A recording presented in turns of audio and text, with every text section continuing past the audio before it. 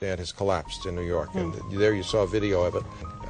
Now, whether we don't even know whether this was something that was engineered for safety reasons or it just happened. For the third time today, it's reminiscent of those pictures we've all seen too much on television before, when a building was deliberately destroyed by well-placed dynamite to knock it down.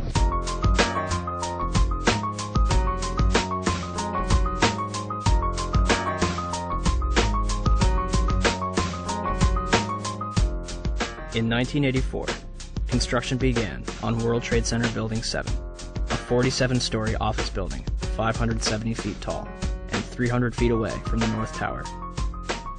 It opened to the public in 1987 and housed offices for Department of Defense, Securities and Exchange Commission, and the Internal Revenue Service. Building 7 was considered the Central Intelligence Agency's largest station outside of Washington, D.C., and was also the Secret Service's biggest field office. Numerous cases would be closed due to its destruction. On June 8, 1999, Mayor Rudolph Giuliani's Office of Emergency Management Command Center on the 23rd floor is opened. The command center on the 23rd floor is bulletproof and bomb-resistant, with its own air supply and generators. It's linked to city airports, the Coast Guard, and the Pentagon. Computers will soon have detailed blueprints of every major building in New York City, as well as evacuation routes. Hurricanes and heat waves would be handled here, as well as terrorist attacks. Though New York officials say their facility is not impenetrable, they're confident it could handle even the worst crisis imaginable. Deborah Fayerick for CNN, New York. The 50,000 square foot center has reinforced, bulletproof, and bomb-resistant walls, its own air supply and water tank, beds and showers, and 3 backup generators. It has countless monitors which oversee police and fire department responses, and it is staffed around the clock. Hours before the first plane would strike the World Trade Center, Building 7's alarm system would be placed on test status at 6:47 a.m. for a scheduled period of 8 hours. This normally occurs during maintenance, and any fire alarms from the building are disregarded. After the second plane strikes the South Tower, the building's power is shut off and its tenants are evacuated. The major fires in World Trade Center 7 were as follows. On the east face, between floors 11 and 12. On the north face, on floors 7 and 12.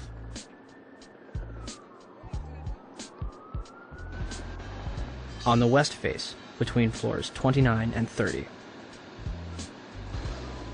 Smoke obscures the entire south face of the building.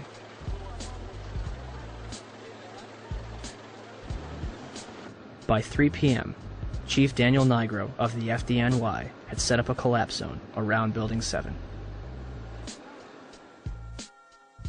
After 4 p.m., news outlets began reporting that the building had collapsed. We are getting information now that one of the other buildings, Building 7 in the World Trade Center complex, is on fire and has either collapsed or is collapsing. We've got some news just coming in, actually, that the Salomon Brothers building in New York, right in the heart of Manhattan, has also collapsed. Now, more on the latest building collapse in New York. You might have heard a few moments ago I was talking about the Salomon Brothers building collapsing. And indeed it has. Apparently that's only a few hundred yards away from where the World Trade Center towers were. And it seems that this was not a result of a new attack. It was because the building had been weakened during this morning's attacks. We'll probably find out more now about that from our correspondent, Jane Stanley. Presumably there were very few people in the Salomon building when it collapsed. I mean, there were, I suppose, fears of possible further collapses around the area. That's what you would hope, because this whole downtown area behind me has been completely sealed off and evacuated, apart from the emergency workers. That was done by the mayor, Rudy Giuliani. Jane, I think many of us, when we heard the news, perhaps on the radio earlier today, were completely flabbergasted by it and just couldn't comprehend it. I mean, it almost sounded too far-fetched. I was wondering what it's felt like for you being in Manhattan.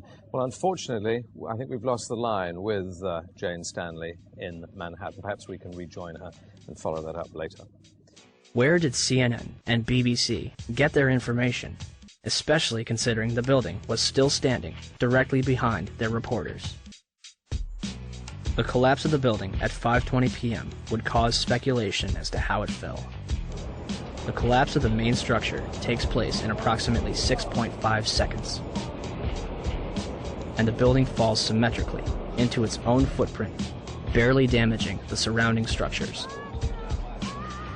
It will create a pyroclastic cloud that mushrooms down surrounding streets. Initially, it is assumed that the building's diesel tank may have been responsible for the collapse. The Federal Emergency Management Agency's report in 2002 will state that the specifics of the fires in WTC-7 and how they caused the building to collapse remain unknown at this time. FEMA does analyze the collapse of Building 7, but then they say our best hypothesis has only a low probability of occurrence. This needs further investigation, and I certainly agree with them on that. Then NIST has handed the ball. It's kind of a hot potato. Okay, NIST, you explain the collapse of World Trade Center 7, this rapid, straight-down collapse of this 47-story skyscraper. Sadly, by this time, virtually all structural steel from Ground Zero had been recycled, and no steel was recovered from Building 7 for investigation. As of this date, NIST is still working on their final report. NIST decoupled the study of the collapse of Building 7 from the analysis of the collapse of the towers. So now it's sitting over here. The report on the collapse of Building 7 from NIST is long overdue. We're still waiting for it, hoping they have an explanation. We are looking at it. There's actually a very good write-up recently from Controlled Demolition Experts, which you probably ought to read. We haven't finished the investigation yet, so I'm not at liberty to talk about any intermediate findings. The collapse is assumed to be caused by a combination of fire and structural damage. Did any other surrounding buildings suffer a complete collapse at near freefall speed? Building 3, a 22-story building directly below the Twin Towers, was split in half by the South Tower's collapse. Although the building was severely crushed by falling debris, the structure remained standing. Building 4, a 9-story building east of the South Tower, was almost completely destroyed. The remaining structure did not collapse. Building 5, a 9-story building east of the North Tower, suffered from severe fires and structural damage.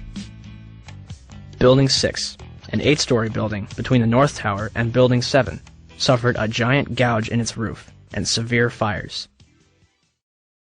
Neither Building 5 or 6 suffered global collapse.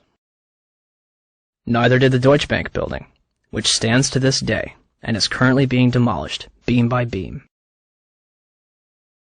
Neither did the Millennium Hotel across the street. Building 7 burns over a number of floors and suffers structural damage to its south face before collapsing completely to the ground. Did anything occur inside the building that might cause a collapse? We started walking down the stairs. We made it to the 8th floor. Big explosion. Flew us back into the 8th floor. And I turned to Hesh. I said, this is it. We're dead. We're not going to make it out of here.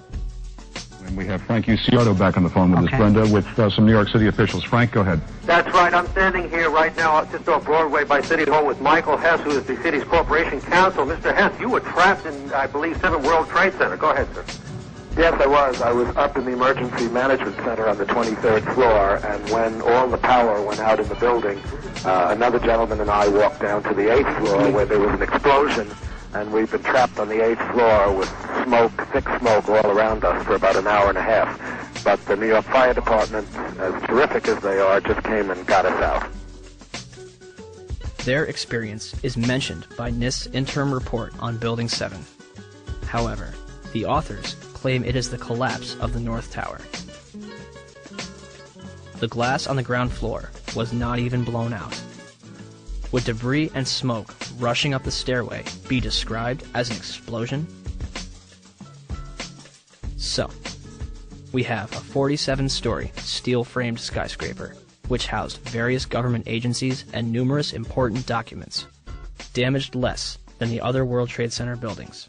At 5:20 p.m., all structural elements inside Building 7 simultaneously fail, and it collapses symmetrically, imploding into a pile of rubble. This building had 81 columns, 24 core and 57 perimeter, running from the basement to the roof. For the building to have collapsed the way it did, all 81 of these columns had to collapse simultaneously. Could fires on a few floors have heated up all these columns to the breaking point at the same time? Let's ask the 9/11 Commission.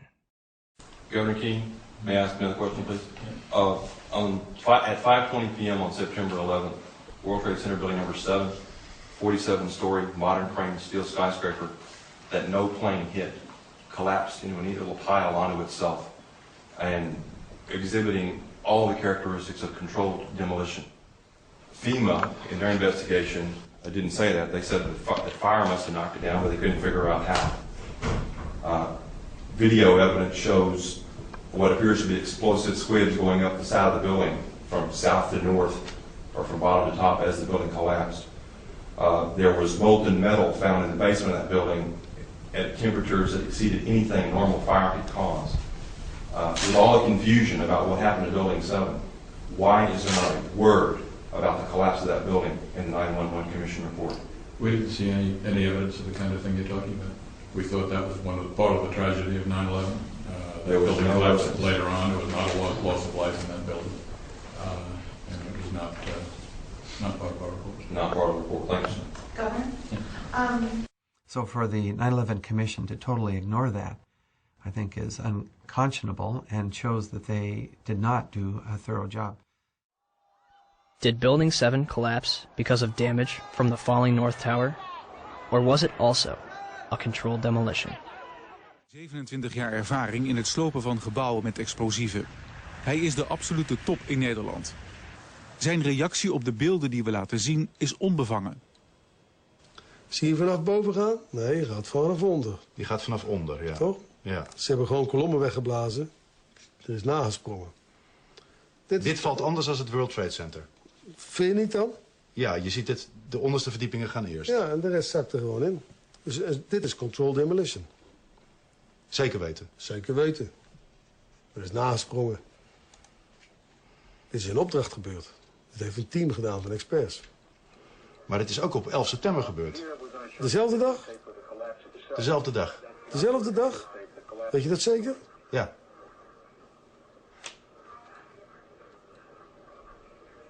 Was het zeker weten de 11e? Dat kan geen waar zijn. 7 uur nadat de World Trade Center naar beneden viel. Ja? Hebben ze hard gewerkt.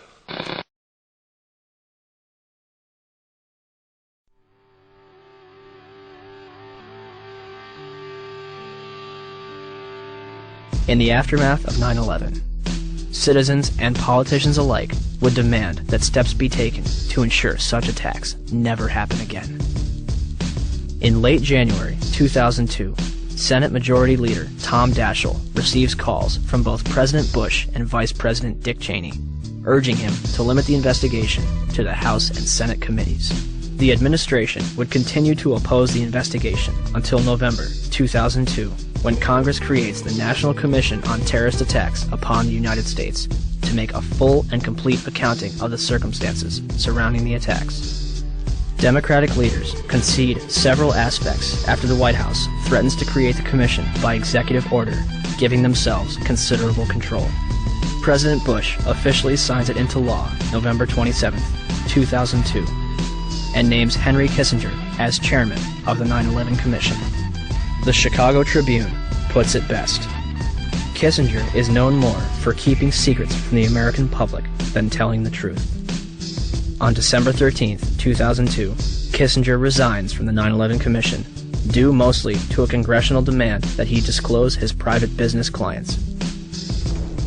It would later be revealed that Kissinger was a chief advisor to the Bush administration regarding the Iraq War, a lie which has now cost more American lives than 9/11 itself.